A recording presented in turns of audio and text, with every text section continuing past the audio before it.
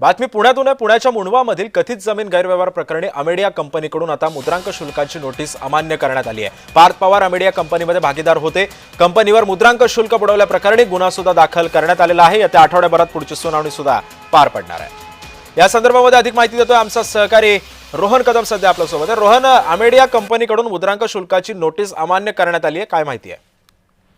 सिद्धेश, खरं तर आपल्याला माहिती आहे की अमेरिका कंपनीने जी जागा खरेदी केलेली होती शीतल तेजवानी यांच्या मार्फत, त्या जागेमध्ये मुद्रांक शुल्क किमान 2% भरणं अपेक्षित होतं। साधारणतः 22 कोटी रुपयांचं मुद्रांक शुल्क हा व्यवहार होताना भरणं अपेक्षित होतं, परंतु त्यांनी तसं केलेलं नाहीये।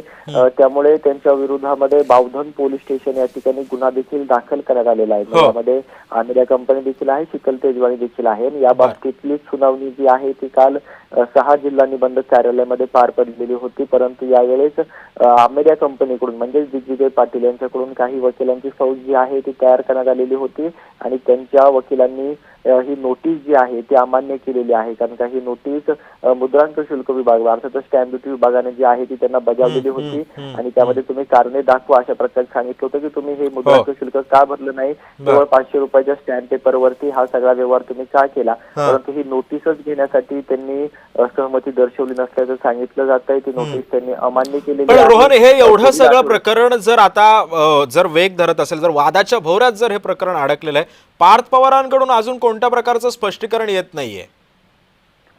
अर्थातच ही सगळी प्रक्रिया जी आहे ती किचकट प्रक्रिया आहे, कायदेशीर प्रक्रिया आहे आणि ही सुनावणी किंवा कमिटी ह्या सगळ्या विषयामध्ये हे सगळेजण पारंगत आहेत। त्यामुळे त्यांना माहिती आहे की किती काळ हे सगळं ताणलं जाईल आणि किती काळानंतर आपल्याला पैसे आता तरी भरावे लागतील की नाही। त्यामुळे हा सगळा कायदेशीर किचकट प्रक्रिया असल्यामुळे कोणीही थेट पद्धतीने बाहेर येऊन कुठल्याही माध्यमांसमोर या सगळ्याबाबतची प्रतिक्रिया जी आहे ती दिलेली नाहीये। अगदी पार्थ पवारांनी देखील दिलेली नाहीये आणि दिग्विजय पाटील यांनी देखील या सगळ्यामध्ये मौन बाळगलेलं पाहायला मिळतंय। अजित पवारांनी या सगळ्यामधला खुलासा जो आहे तो केलेला होता, परंतु अमेरिका कंपनीकडून अद्याप तरी कोणत्याही प्रकारच्या थेट माध्यमांशी किंवा थेट कुठल्याही प्रकारचा संपर्क कोणाशीच झालेला नाहीये।